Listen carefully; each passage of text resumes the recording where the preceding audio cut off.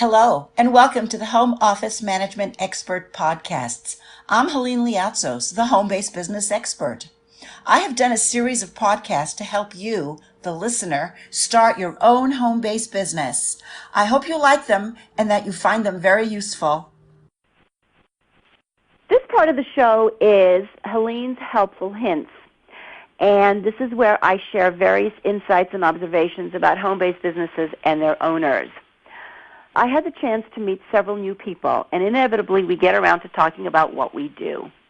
The first young woman I met had a plan. She works in the television industry and has a pretty good mid-level position. She works 14 hours a day and has recently moved to the suburbs for more affordable housing.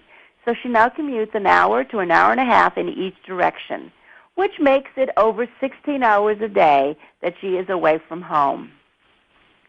She and her husband would like to have children. When I mentioned that working from home might be a good option, she got very adamant about how that would never, ever work. Those were her exact words. Her work is very important, and people must see it immediately so we can get done as quickly as possible. Well, I ventured a comment about modern technology, and she told me that she absolutely would never do it. She plans on working 3 months on and 3 months off, 3 months on and 3 months off, so she will have time for her children. Well, at this point, I didn't know what to say. She wouldn't even look at the possibilities of working from home because it just didn't fit into her plan. She's not open to any options.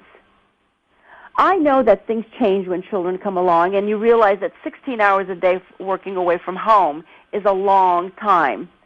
So I figured sooner or later she would find out how great it was to work from home. Should I have told her that I know a man who has worked for a mega computer company for over 10 years out of his home? He doesn't have a problem communicating with other people in the company, nor is there any delay in getting his work seen by his colleagues.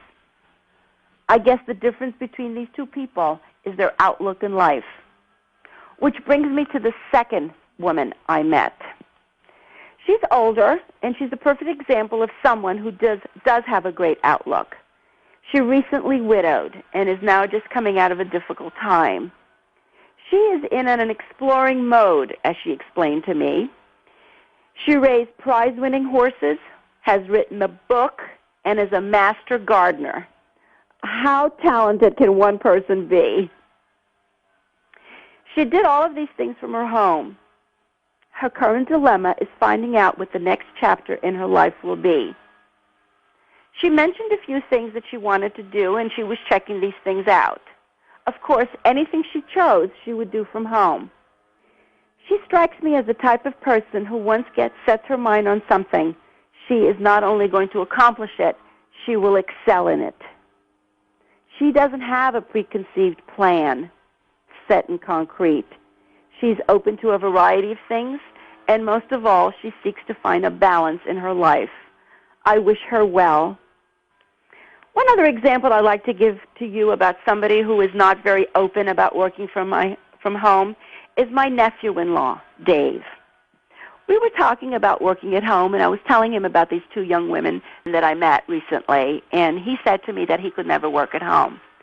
But when I looked around his lovely home, I noticed that he worked at the dining room table with his laptop.